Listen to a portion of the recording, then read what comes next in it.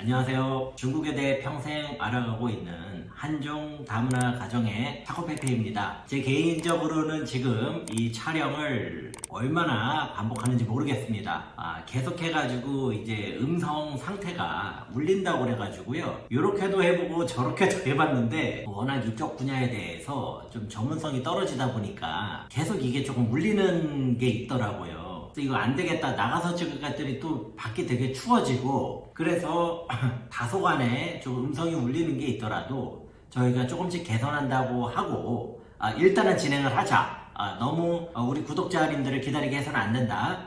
또 이런 생각이 있어서요. 일단 촬영을 강행하게 되었습니다.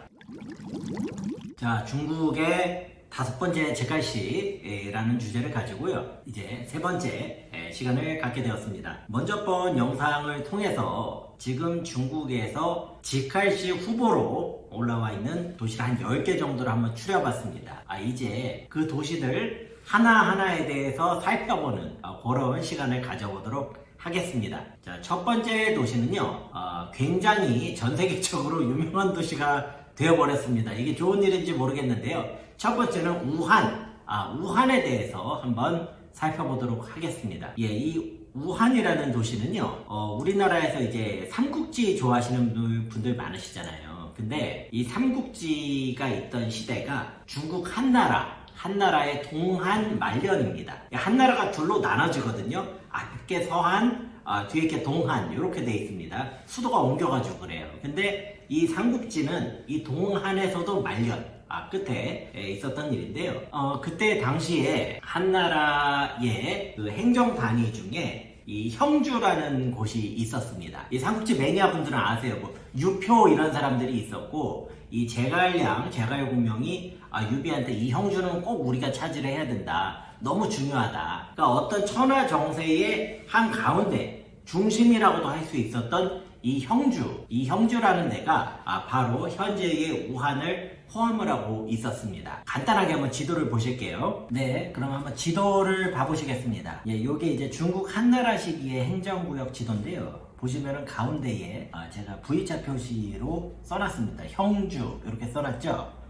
요 지역이 지금 우한을 포함하고 있는 지역입니다.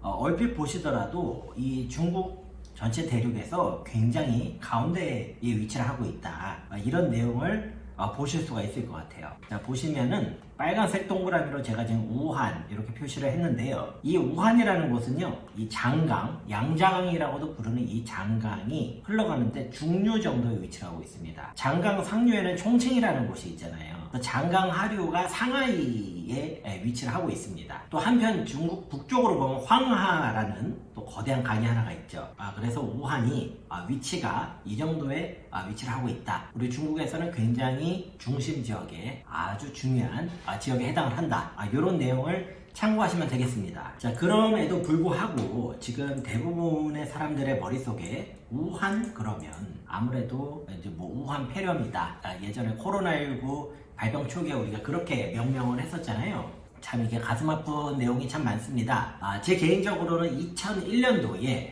처음으로 배낭여행을 통해서 우한을 갔었던 기억이 납니다. 여름에 갔었는데요. 정말 엄청나게 더웠어요. 그런데 제가 우한에 갔을 때에 반드시 여기는 가야 된다 라고 했던 데가 이 황학루라는 중국의 아주 그 멋있는 3대 누각 중에 하나예요. 이 황학루에 제가 갔었던 기억이 있습니다.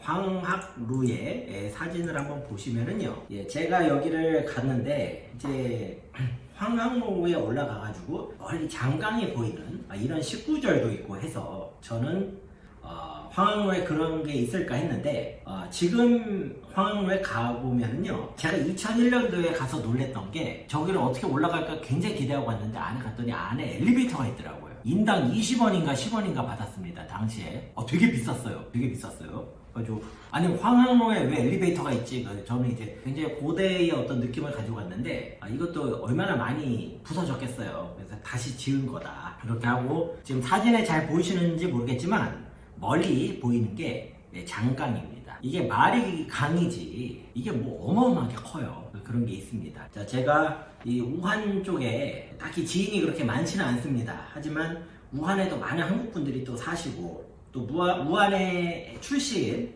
후베이 쪽 제 지인들도 계시고 그래서 이번에 코로나로 인해 또 많은 상처들이 있으셨을 것 같아요. 그래서 또 황항로가 나왔으니까 제가 이런 거 잘 안 하는데 그래도 우리가 어떤 고전의 문화도 한번 같이 즐겨보자는 의미로 이태백의 시 한 수를 한번 같이 감상하시도록 하겠습니다. 자, 이 시는요, 이태백이라는 시인, 리바이라는 이백이라는 시인이 자기 친구 맹호연이라는 사람을 떠나보내면서 지은 아주 유명한 당나라 때의 시입니다. 古人西辞黄鹤楼，烟花三月下扬州。故犯元年，碧空尽，唯见长江天际流。 이거를 제가 지금 직할시를 하다가 이걸 제가 왜 하고 있는지 잠시 이제 몰랐는데 이 참 우한 그러면은 여러 가지로 이제 심정이 되게 복잡해요. 예, 복잡하고 제가 우한에 자주 가는 입장은 아니지만 그래도 굉장히 제가 좋아하는 도시 중에 하나였는데 이번에 코로나19로 인해서 굉장히 오명을 얻게 됐고요. 이런 점들이 참 아쉽습니다. 그래서 이런 그 이태백의 당시를 읊는 것 외에 제가 어떤 다른 방법으로서 어떤 저의 마음을 전달할 길을 찾지 못해서 한번 이렇게 시를 한번 읊어봤습니다. 양해를 부탁드립니다, 여러분. 자, 그러면 이 우한이라는 도시에 대해서 좀 구체적인 수치를 가지고 한번 이야기를 해보겠습니다. 자, 첫 번째로 도시 면적을 한번 봐볼게요. 도시 면적을 보시는데요. 지금 이제 보이시는 표에 보시면은 왼쪽부터 베이징, 상하이, 텐진, 총칭 이렇게 있습니다. 총칭은 면적이 너무 커가지고 이거를 대략적으로 이제 한 겁니다. 보시면 요 4개의 도시가 현재 직할시예요. 그러면 이 4개를 산술 평균한 것이 옆에 있습니다. 보시면은 약 29,000 제곱킬로미터 정도의 면적인데 그 옆에 여러분들 이해하기 쉬우시라고 서울, 경기도, 서울 플러스 경기도 이렇게 비교를 해봤습니다. 네, 보시면 여러분 서울이 얼마나 면적이 작은지 이제 보이시죠? 자, 경기도 정도가 중국 천진 정도만 합니다. 자, 그러면 우한은 어느 정도냐? 우한은 상하이하고 텐진 사이의 정도의 면적입니다. 그러니까 경기도보다 약간 작은 정도의 면적이다. 자, 다음으로 도시 인구 수준을 한번 봐보실게요. 자, 베이징하고 샹하이는 2천만이 넘고요. 뭐 총칭은 3천만이 넘습니다. 인구가. 총칭 혼자 3,200만 명이에요. 자, 그런데 직할시 평균 인구가 한 2,300만 명 정도 되는 겁니다. 자, 그렇게 본다면 서울 플러스 경기도하고 비슷한 거예요. 중국의 직할시 평균이 우리나라로 치면 서울 플러스 경기도, 서울 수도권 인구하고 거의 같은 겁니다. 한 2,400만 명 정도 되는 거죠. 그러면 이제 우한은 어느 정도냐면 1,200만 명 정도의 사이즈를 가지고 있습니다. 자, 다음으로 도시의 경제 규모를 한번 봐볼게요. 중국에서는 매년 도시별 GDP를 발표를 하고요. 우리나라에서는 지자체의 이 GRDP라고 해가지고 발표를 합니다. 뭐 가장 그 GDP에 근접한 게 GRDP이기 때문에 그거를 가지고 한번 봐보실게요. 자, 보시면은요, 서울과 경기도가 경제 사이즈가 거의 비슷한데요. 중국의 직할시 평균 약 2조 9천억 위안 보다 약간 낮습니다. 그런데 우리나라 서울 경기도를 합치면 한 5조 위안 정도가 돼요. 그래서 중국에 있는 어느 도시보다도 일단 규모는 큽니다. 체급은요. 이 우한이라는 도시는 한 1조 5천억 정도, 이 정도의 경제 규모를 가지고 있습니다. 굉장히 큰 거죠. 중국 전국에서 10위권 안에 들어가는 경제 규모를 갖고 있습니다. 자, 다음으로 소득 수준을 보기 위해 인당 GDP를 한번 봐볼게요. 근데 이 인당 GDP라는 거는 저는 전체 GDP를 그냥 인구수로 나눴습니다. 자, 그렇게 보시면은요, 중국의 직할시 평균이 달러 기준으로 환산했을 때 한 19,000달러 정도가 되는데요. 지금 우한 같은 경우에는 2만 달러가 조금만 됩니다. 그러니까 거의 직할시하고 인당 소득은 같은 규모다. 이런 것이 우한이다.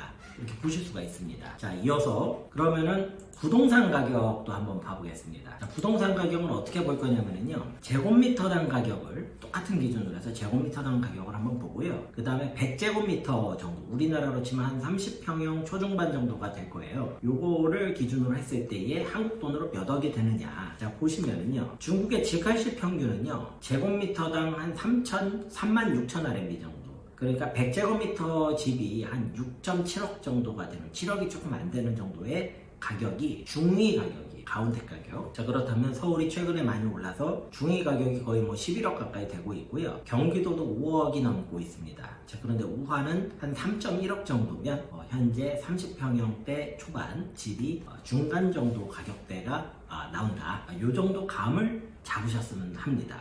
그래서 이런 수치들을 통해서 이제 우한이라는 도시가 면적이 어느 정도고 인구가 어느 정도고 어떤 소득 수준이 어느 정도인데 부동산 가격은 이 정도구나. 자, 예를 들어서 소득 수준 대비 부동산 가격이 낮죠. 그러면은 생활 수준은 그만큼 높을 겁니다. 라이프 퀄리티가 좋아지는 거거든요. 자, 그런 식으로 여러분들께서 한번 추정을 해보실 수 있을 것 같아요. 자, 그러면 마지막으로 이 우한이라는 도시가 전체적인 경쟁력이 어떻게 있는데 현재 직갈시가 될 가능성이 얼마나 높은가, 이것을 한번 봐보겠습니다. 한번 그림을 봐보실게요. 자, 아까 보셨던 지도 그림인데 이번에 주변에 형성되어 있는 경제권을 한번 제가 그려봤습니다. 자, 우한의 서쪽으로는요, 청두와 총칭을 중심으로 서부 경제권이 거대하게 형성이 되어 있고요. 우한의 동쪽으로는 상해를 중심으로, 샹하이 중심으로 한 장강삼각주가 형성이 되어 있습니다. 우한의 남쪽으로는 광동성의 주강삼각주가 형성이 되어 있고요. 북쪽으로 가면은 베이징과 천진을 중심으로 하는 징젠지 경제권이 형성이 되어 있습니다. 즉, 이 우한이라는 도시는요, 중국의 중부 지역의 핵심 도시인 것이죠. 이 핵심 도시라는 얘기는 중부 지역에서 우한 정도 체급의 도시가 없어요. 그러니까 우한 혼자서 여기를 아주 그냥 도리를 치고 있는 겁니다. 주변에 있는 인재들도 이쪽으로 많이 흡수를 하고 있다, 이렇게 보실 수 있습니다. 자, 그렇다면 여기서 이제 결정적인 질문을 던질 수가 있는 거죠. 우한이라는 곳은 지금 중국 후베이, 호북성의 성도이기도 합니다. 수도이기도 하거든요. 그런데 경제적인 영향력 너무너무 강한 거예요. 그리고 거의 원탑 도시입니다. 그러면 저희가 지금 이거를 살펴보는 게 우한이 직할시가 될 가능성이 있느냐, 이걸 보는 거잖아요. 우한은 결론적으로 이미 직할시 역할을 하고 있는 겁니다. 이 본인이 속한 지역에서요. 그렇기 때문에 경제 규모나 인구수, 주변 영향력 등등 여러 가지 어떤 팩터들을 봤을 때에 이 도시는 직할시가 되기에 손색이 전혀 없는 도시입니다. 자, 그렇다면 그런 정량적인 부분이 만족이 되기 때문에 직할시가 되느냐? 그게 아니에요. 정성적인 부분이 남아있습니다. 먼저 코로나19 발원지라는 이 오명은 굉장히 오랜 시간 동안 갈 겁니다. 그렇다면은 중앙정부에서 바로 다음번에 지정을 할 직할시가 되기에는 아무래도 다른 도시보다는 부담이 더 많이 작용할 겁니다. 또한 훌륭한 입지와 도시 경쟁력에도 불구하고 이미 직할시 수준의 역할을 하고 있다는 게 중요합니다. 따라서 이런 경우라면은 굳이 직할시 지정을 할 필요가 있느냐, 이런 의문을 던져보는 거고요. 제 개인적인 생각으로는 우한은 조금 더 시간이 걸릴 것 같다. 직할시가 된다고 한다면 장단에는 가능성이 낮다 라고 보고 있습니다. 네, 그래서 중국의 5번째 직할시, 먼저 우한에 대해서 한번 살펴보았고요. 여러분들께서 다양한 관점에서 이 우한이라는 도시에 대해 같이 살펴보실 수 있는 기회가 됐기를 바랍니다. 시청을 해주신 모든 분들께 정말로 감사드리고요. 계속해서 노력하는 차코페페가 되겠습니다. 감사합니다.